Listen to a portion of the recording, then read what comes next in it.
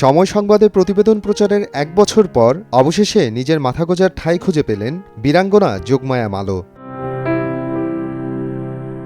জানা যায় ১৯৭১ সালের ২২ মে শরীয়তপুর সদরের মধ্যপাড়ার হিন্দুপাড়ায় গণহত্যা, লুটপাট, অগ্নিসংযোগ চালায় পাকিস্তানি হানাদার বাহিনী ও রাজাকাররা। সেদিন যোগমায়া মালোর স্বজনদের হত্যা করে তাকে তুলে নিয়ে যাওয়া হয় পাকিস্তানি ক্যাম্পে। সেখানে আটকে রেখে চালানো হয় পাশবিক নির্যাতন।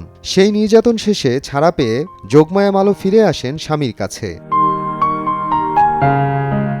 স্বাধীনতার ৪৭ বছর পর ২০১৮ সালে রাষ্ট্রীয় স্বীকৃতি মেলে তার। তবে দীর্ঘ ৫৩ বছর ধরে মনের ক্ষত বয়ে বেড়ানো এই বীরাঙ্গনা থাকছেন অন্যের আশ্রয়ে। বিষয়টি নিয়ে গত বছর প্রতিবেদন প্রচার করে সময় টেলিভিশন। সংশ্লিষ্ট মহলের নজরে পড়ে সেই প্রতিবেদন। অবশেষে এবছর বিজয় দিবস উপলক্ষে তাকে পাকা ঘর করে দেয় জেলা প্রশাসন।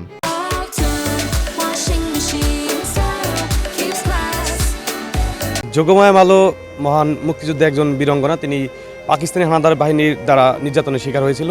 তবে তিনি দীর্ঘদিন পরে কিন্তু তার স্বীকৃতি মিলেছে, অনেক দিন পরে। তার শেষ বয়সে একটা আক্ষেপ ছিল তার একটা থাকার ঘরও, তবে তার কোনো থাকার ঘর ছিল না, তারা মানুষের বাড়িতে ভাড়া থাকতো।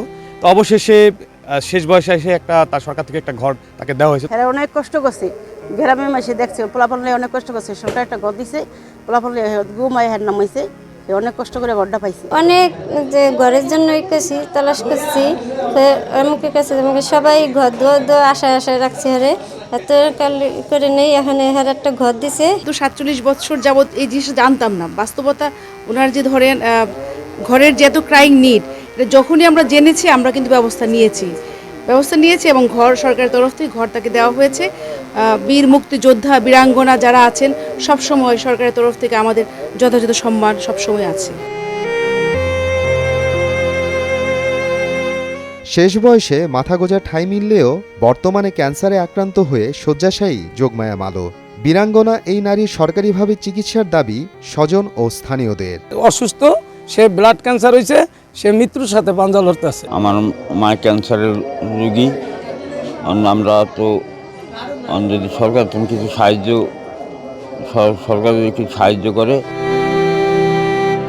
বীরাঙ্গনা যোগমায়া মালোর শারীরিক অবস্থা পর্যালোচনা করে দ্রুত সহযোগিতার হাত বাড়িয়ে দেওয়ার কথা জানিয়েছে জেলা প্রশাসন।